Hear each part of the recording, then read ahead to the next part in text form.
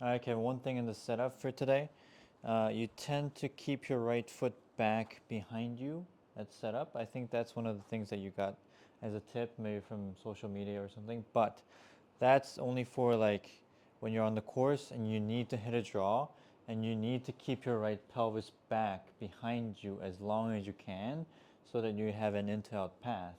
So it's like a one-time thing. It's like a cheat code that you want to use once in a while, but you don't want that in your practice. You don't want that as like a habit that you have always.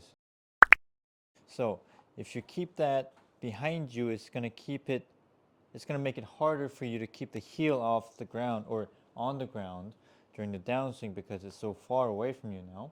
So make sure you have that right foot square along with your left foot, and then make sure you try to keep that right heel on the ground without keeping the weight on the right side. So if you try to keep the heel on the ground with the weight, it's going to look something like this. You're going to be spinning out. It's going to have a out to in path.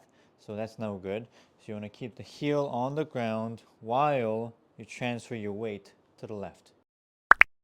So it's going to look something like this. You always want to practice as if you're keeping the left heel on the ground as long as possible.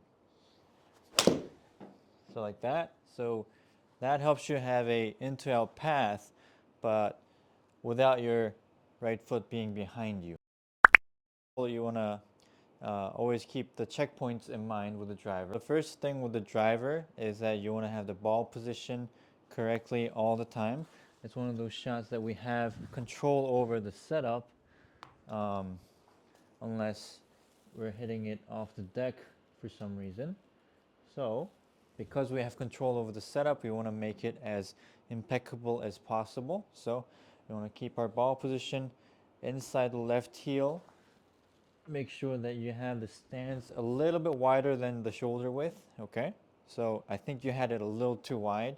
That makes it difficult to transfer your weight. You don't want to transfer because you're too wide now. So make sure it's only a little bit wider than your shoulder width, okay? And then you're going to make sure that your spine tilt is away from the target, but without you pushing your pelvis to the left, okay?